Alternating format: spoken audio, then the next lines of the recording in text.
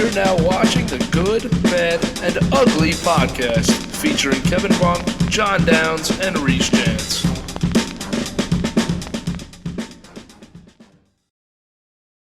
All right, GBU mock, first one of the offseason as we head into championship weekend in the NFL. Not quite to the offseason yet, but it's mock season. Starts a little earlier than the offseason does. So I'm excited for this first mock. We're going to be doing a bunch of them. We got plans to do group mocks, a couple people outside of the actual channel that have their other content creation sites, different team fan pages, and other, facets of social media. They have their own fan sites, and we're going to be looking to do some with them. I've already talked to a few that we've become affiliated with or are looking to get affiliated with. So excited for this offseason. A lot of mock drafts. Today is the first one. Of course, the first one will always be the furthest from what will happen. But we're ready to get right into it. We're going to be using Pro Football Focus's mock draft simulator. I'm going to share the screen here. So we're going to get into it. The reason I use Pro Football Focus is I just think the player rankings are a little bit better. I still disagree with a lot of them, but I think they're a little better, and it's important to keep in mind that the Pro Football Focus board goes off of their college ratings. So a very complicated system that they use, one that makes sense, but is very different from what most people are using. It's all analytics, not as much of what you see to the eye in different cases. A lot of stuff doesn't get factored into these that I think should. But either way, I digress. Let's get started. First pick of the draft. For months, it's been Kayvon Thibodeau. Then we saw the breakout of Aiden Hutchinson this season. But I think the clear pick for me is Evan Neal at 1. By far the best offensive lineman in this draft. I think a generational tackle prospect similar to Penei Sewell. We saw him play good on the right side and play great on the left side at the tackle positions. I like Evan Neal for a team like Jacksonville, who really needs Trevor Lawrence to be good, and you got to start protecting him. We'll see who they hire at head coach and general manager in the next few days. That could change the way I feel about this pick, but I think at the end of the day, you got to get Trevor Lawrence's protection, and you have to get him some weapons, and it starts at the number 1 pick, getting Evan Neal. And also, Hutchinson and Thibodeau are not the biggest need at edge for Jacksonville. The best player on their roster is Josh Allen, and the next best player is Myles Jack. Both of them are able to get after the quarterback. Jack, more of an inside linebacker, but still knows how to get there. They have a pretty decent defensive line and pass rush. So we'll see what happens, how the rumors come out closer to draft day. We usually have a pretty good sense of who this number 1 pick is going to be. But now at number 2, I'm going to go with Aiden Hutchinson for Detroit. I think that you can't go wrong with any of these top 3 guys, Hutchinson, Thibodeau, or Neal. Detroit certainly does not need a tackle. If he was to fall to 2, Evan Neal, I think they need a pass rush. I know they need a pass rush. Everyone does. They're the worst pass rushing team in the NFL this past season.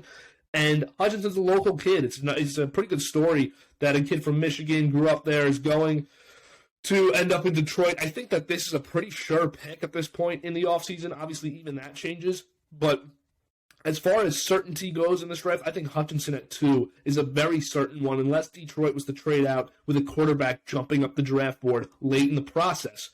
Number 3, there's been a lot of talk about that. Houston's worst position group is their secondary for sure, so you have 2 great players here in Hamilton and Stingley, but they still don't have an edge rusher. I think Kayvon Thibodeau is, as of now, I don't see him falling out of the top 3. I could see it. I think he is going to be 3rd in command out of those top 3 picks that I have selected there. And I'll scroll up so that we have the recap of the picks as well.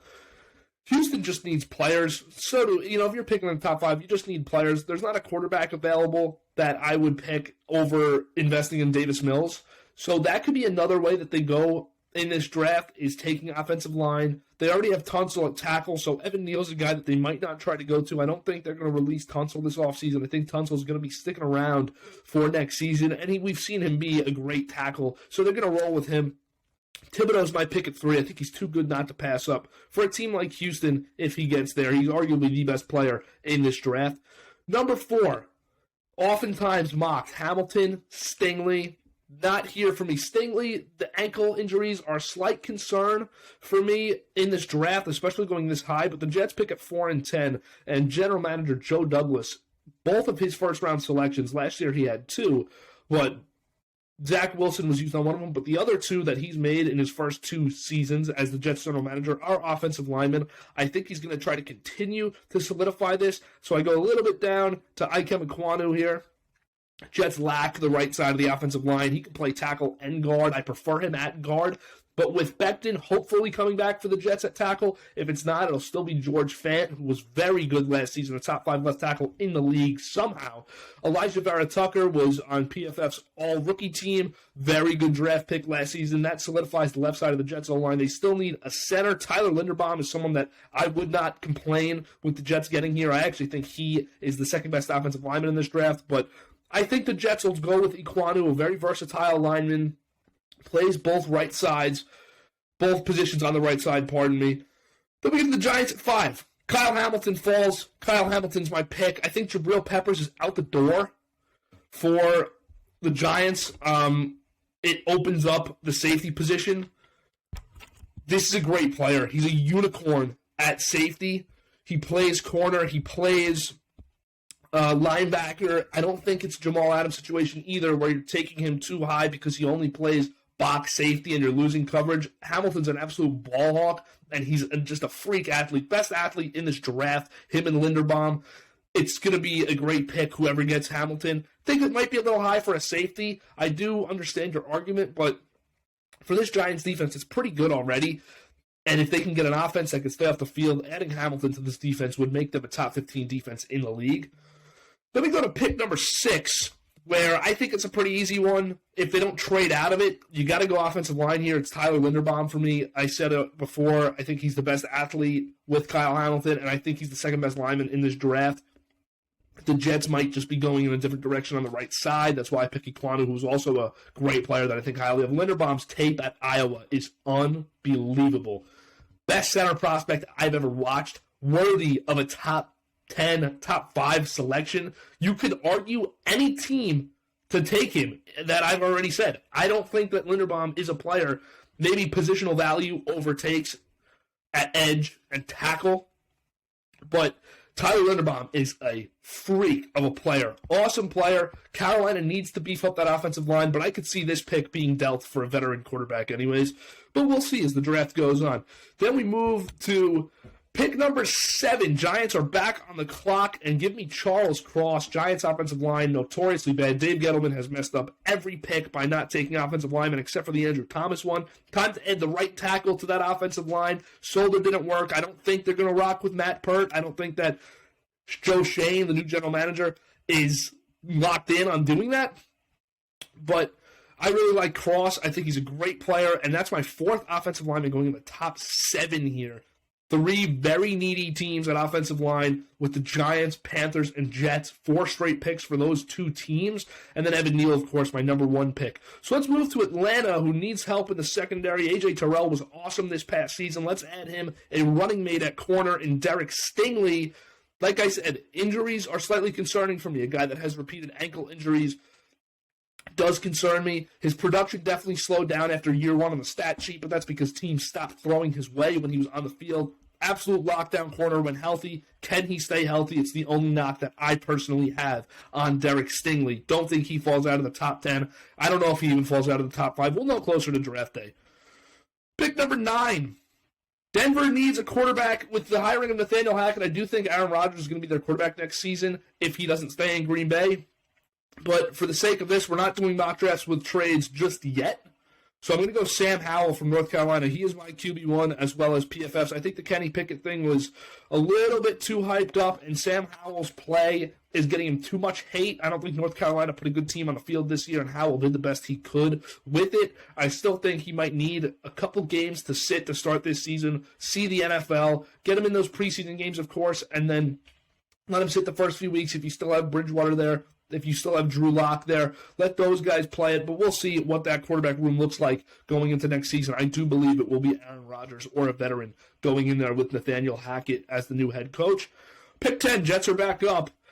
All about getting Zach Wilson help. It was the 32nd ranked defense in the NFL last year. Defense helps a quarterback, but I'm still going on the offensive side of the football. If they don't get Calvin Ridley or Amari Cooper or DK Metcalf, it's got to be Garrett Wilson with this pick. He's wide receiver 1.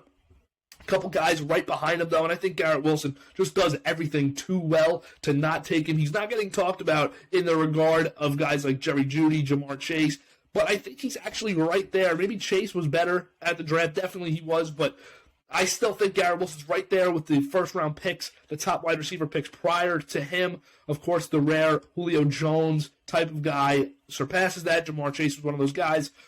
But the Jets just need to help out Zach Wilson. And Garrett Wilson's an awesome receiver to add in this draft. He had a great year at Ohio State this past season. And on his tape, you can just clearly tell he's the best wide receiver in this draft. Physically, is he the most eye-popping? Guys like Drake London, Treylon Burks definitely win that contest. But overall, Garrett Wilson is the most pro-ready wide receiver and the safest pick at this position due to his health and due to his just overall play style and polish on the football field. Number 11, another team that needs a quarterback. So I'm going to go to my QB2, which is not Kenny Pickett. It is Matt Corral from Ole Miss. Washington really needs a quarterback. Another team that could be in the running for veterans. But the Heineke thing did not work. They signed Fitzpatrick last offseason. Neither of those worked. Got to start scoring points. Talented offense with Antonio Gibson, Terry McLaurin, Logan Thomas if he's back. Very talented offense. Let's see if they bring in a quarterback. I think that they should through the draft. I don't think a veteran is the best option for this team right now unless it's Deshaun Watson. Pick number 12, we go to Minnesota. Team that is going through a coaching NGM change, organizational change. Spielman's been there forever. So it's going to be very different. All the talent in the world on offense. But if George Karlaftis ends up here, I would be shocked. But we're still not going to take him. At pick 12 with Minnesota, I think that there's a better defensive player, Nakobe Dean, in this draft. Nakobe Dean helps his linebacking core in Minnesota a little bit more than I think Karlaftis would help on the edge. But don't worry, we're getting to Karlaftis in the next two picks here. Cleveland, I have taking Drake London. They need wide receivers. Drake London's a 6'5" monster from USC. If he played the full season this past year, he got hurt in October. If he played the full season, I think he could very well be wide receiver one. Great route runner.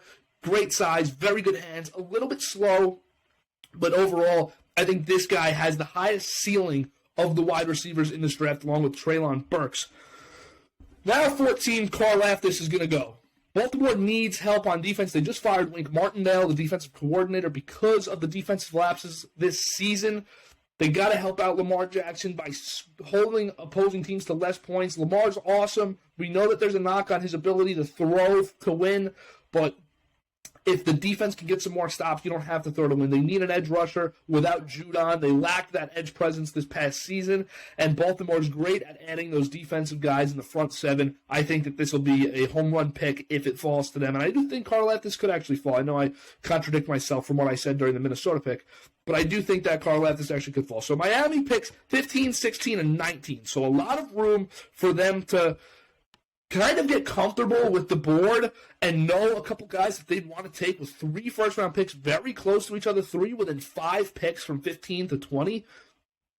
But you have to hit on 3 of these picks, Philadelphia, because Howie Roseman has not in the past years. We know the slander of him at the wide receiver position in the draft. So let's add to the defense with these first 2 picks. Ahmad Gardner, many people think he might be corner 1 over Stingley. I don't think so, but he's damn good at corner 2. And then Devin Lloyd also from Utah. 2 players that will start transforming this defense. You need to get a second corner with Darius Slay, who was a near all-pro this past season. You need to get that second corner. And Devin Lloyd in the middle. When's the last time the Eagles had a great linebacking core? They didn't. So even in that Super Bowl, they didn't. Let's add linebacker. Let's add corner. And then we go to the Chargers. The worst run defense in the NFL cost them a playoff spot. You have to go to defensive line for these. It's a lock to be defensive line or linebacker, but with Dean and Lloyd gone, I do think it will go to the defensive line. I'm going to go down a little bit here to the big fella from Georgia, Jordan Davis, whose size is a concern, but his power and prowess in the run game is undeniable. Run stuffer up the middle can help out Brandon Staley's defense, which was one of the worst in the league due to the fact that they could not stop any running backs. We saw it in that Week 18 game on display. Josh Jacobs ran Vegas into the playoffs. I'd go with Jordan Davis there, or even DeMarvin Leal, more of a pass rusher from the inside. Reminds me of Ed Oliver out of college. But here's the Saints, number 18. Saints, absolute dumpster fire. Just missed the playoffs, but Sean Payton's gone. They lost Drew Brees a year ago. They're $70 million over the cap, in negative cap space. I don't know, over the cap, under the cap, however you want to call it. Saints need a receiver. They could reap the benefits of the Jameson Williams ACL injury, someone who could have been a top 12 pick. But I'm going to go Chris Olave for the Saints. Healthy, great route runner, the best in the draft. I go Chris Olave just because of the injury really hurts Jameson Williams, but I think that Olave was just a better college wide receiver. The tape is longer. There's more seasons. I know last year at Ohio State, the year before this one with Justin Fields at quarterback, when they went to the national championship, it was a very tough season for Olave's stats because he was the best receiver in the country without playing those extra games because the Big Ten didn't play a full season. So don't give him a slap on the wrist for never having a 1,000-yard season or anything like that. So I go Olave at 18, and then I think the Eagles reap the benefits of the Jameson Williams injury and get him at 19, a running mate with former Alabama receiver Devontae Smith. They're familiar with each other, could have good chemistry up there, so you're building a little bit of an Alabama trifecta with Williams, Hurts, and Smith if they go in this direction. I think that they have to go receiver with one of those 3 picks, though, and keep trying to help out Hurts if he's their guy. If not, you have enough picks to acquire any quarterback you would like. In this draft alone, you have enough picks. All right. Now we move to pick number 20. Got a lot of good players here, but when is Pittsburgh the best that they are? When are they their best team? That's at both when they're great. I'm sorry, I just lost my train of thought there as I'm looking through my draft board. I lost my train of thought because I'm looking at this draft board and I'm losing my train of thought again. When is Pittsburgh the best team in the league? When is Pittsburgh at their best? When they dominate both sides of the line of scrimmage. They haven't been able to offensively. Kenyon Green is a guy that they can do it with offensively and start to rebuild that offensive line as they already kind of had started to. Green could play tackle, maybe. I like him at guard, though. I wouldn't stretch him out to tackle. Just add offensive line. You got to have a guy for a future quarterback to throw behind and certainly for Najee Harris to run behind. Don't turn this into a Saquon Barkley situation in Pittsburgh where you drafted a running back with the first-round selection and you never got to fill an offensive line. I have all the confidence in Pittsburgh to do it. They're a good enough team with a good enough scouting department to probably do it in the 3rd, 4th, 5th round. But we'll see where they turn in this draft. We're still a while away. 21, pick 21 for New England. I think that New England, going through my draft board, New England needs to add to Mac Jones's arsenal of weapons. I love Treylon Burks, but it reminds me a lot of the N'Keal Harry selection. I think Belichick gets smarter and goes Jahan Dotson because he's an offense. It works a lot better. There's not many jump balls in this offense. There's a lot of great route running, and Jahan Dotson is a quick route runner. Reminds me of KJ Hamler a lot. I know they both went to Penn State. That could be part of the reason he reminds me of him. But both really fast route runners. Dotson's definitely a better prospect than Hamler, though. And I think he'll be a really good player. Doesn't get enough talk in this receiver group. Raiders, pick 22. Another team that's really wide receiver needy, so we're going to rip another one off the board. They need offensive line as well, but we'll see who their head coach is. Whether it's Harbaugh, whether it's Todd Bowles, whoever it may be, Treylon Burks is a guy I really like. If Derek Carr's their quarterback, throw a lot of jump balls. This guy's awesome at going up. He's the best athlete at the wide receiver position in this draft with Drake London. Absolute stud, big, fast. Reminds me of Denzel Mims coming out of the draft. Mims obviously has not worked out in the NFL, but maybe Treylon Burks can. Also reminds me of N'Keal Harry, which is, like I said, one of the reasons that I think Belichick wavers and goes for the route runner and the speed guy with Mac Jones with the 21st pick with Dotson from Penn State.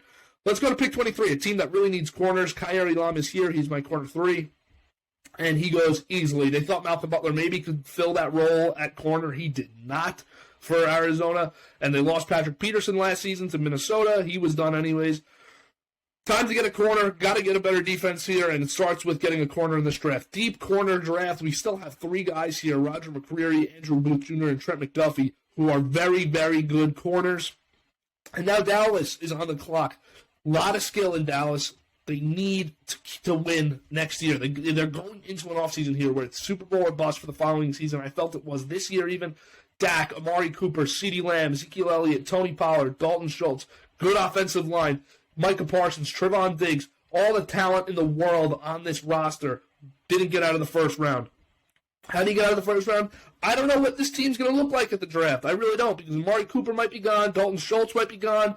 I don't know what they plan to do with Zeke. Pollard had a very good season, showed that he could be the workhorse for this offense.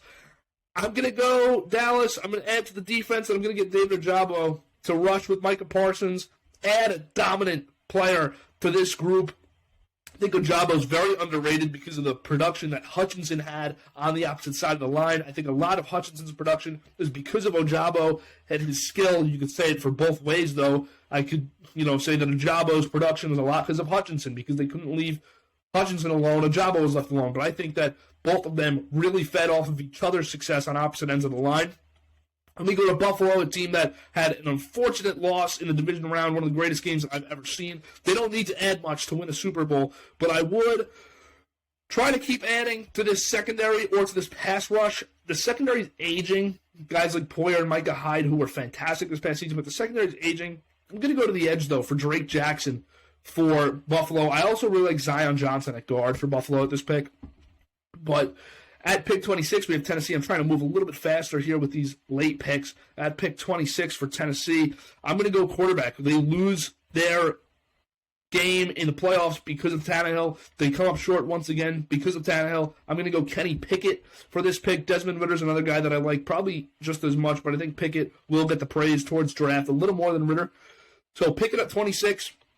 Try to fill the quarterback position, which they have needed to do for quite some time now. Pick 27. Tampa Bay Buccaneers won the Super Bowl last year, lost to the Rams in the division round this year. Probably going to lose Godwin, need to improve your secondary. I'm going Trent McDuffie here. The pass game was not good in Tampa. Now pick 28. Tough one, Green Bay. What does this team look like next season? Do they trust Jordan Love? What does this team look like at draft day? Forget next season. Really tough one, but assuming they stay the same, and Zadarius Smith and Preston Smith both are gone to clear that cap space because they're 40 under the cap or over the cap, like I said before. I don't know which word to use for that. I'm going to go Jermaine Johnson from Florida State. I think by the time that the draft comes around, he'll be like a Jalen Phillips type of guy last year, where he really rises into this first round, maybe even higher than pick 28. Pick 29, 30, 31, 32, teams that are still playing. Simple for Cincinnati. We got to improve this line. Bernard Raymond, he's going to improve this line for you, or at least try to start. It should be offensive line every single pick along with linebackers for Cincinnati. Pick 30, Miami. We're trying to help Tua. Need offensive linemen. Going to go to the interior for Zion Johnson at pick 30. Pick 31, and Chris Greer, by the way, has not drafted well for Miami. Has to hit it out of the park this season, or he's going to be in some trouble. Pick 31, Detroit, another team, needs a quarterback. I'm going to go Desmond Ridder here. I think that this is a deep quarterback class, and maybe Dan Campbell and Spielman, and I'm blanking on the GM's name now. Spielman's the president now, of course. Like a quarterback late due to the depth of this quarterback class. It's a rare quarterback class because of a lot of guys that could go in the second half of the first round. Not a lot of guys that could go in the top 10, so you might get a diamond in the rough here that lands late in the first round or early in the second. They also pick at 34. And then at pick 32, the final pick of the first round, I'm going to go Roger McCreary. Andrew Booth falls out of the first round. So that'll do it for the first. I'm only doing the first round. I forgot to set it for only first round.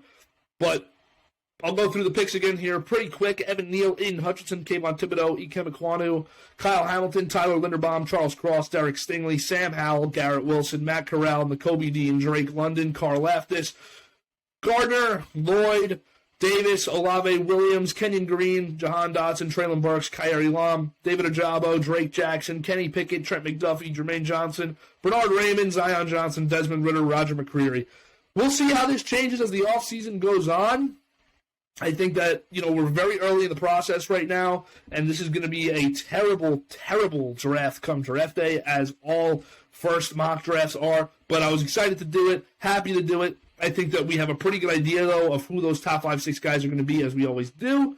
Thanks for watching. Make sure to subscribe and check out TikTok and Instagram, both at the GBU Pod, with the GBU Pod on all platforms, except for on YouTube. But if you're here, you found it if you're watching this video. So thanks for watching. Make sure to subscribe, follow us on everything else, and have a great day.